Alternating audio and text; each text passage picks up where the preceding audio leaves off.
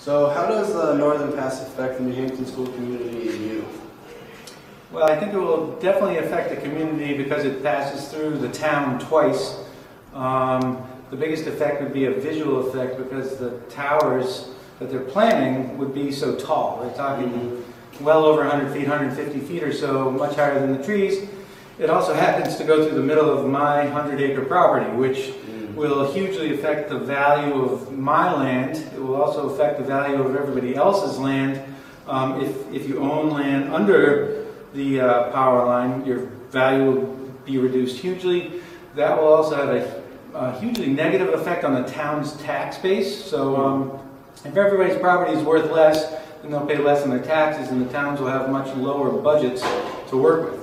So it's also going to be a huge effect visually. People probably don't want to see these gargantuan metal towers rising above the trees in this beautiful part of the world. Yeah, makes sense. Do you think there's an alternate way of sending power through the state besides just giant towers?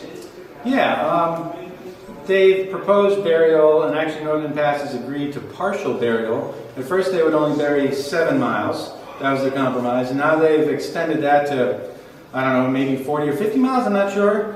In fact, they said they would bury the line down to the New Hampton border, and then it would go above ground for the rest of the way. So that was only about half the distance, so I don't see why they wouldn't put it underground. They say that it would be too expensive, but they're talking about making billions of dollars on this over time. So I know that it could go underground. They're burying lines in the water. There are many alternatives to having this huge permanent scar above ground.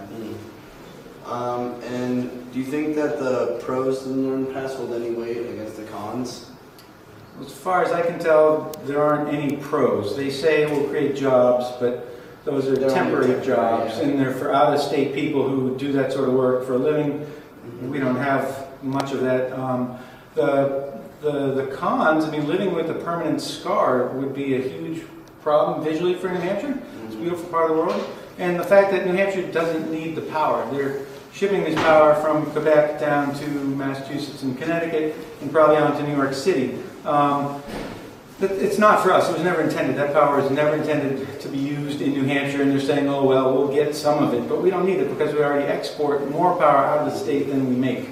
Yeah, so we're just basically being the middleman. Well, actually, like an extension cord that they, like a really big, ugly extension cord that will totally negatively affect the state. And really, I don't see any positive anything in it for us. Yeah. Even if it's buried, it's maybe the best case scenario if it's buried is the state, I think, will be able to tax or somehow generate some revenue from Northernpass, which would be great for the state. We could put that back into highways or education or something.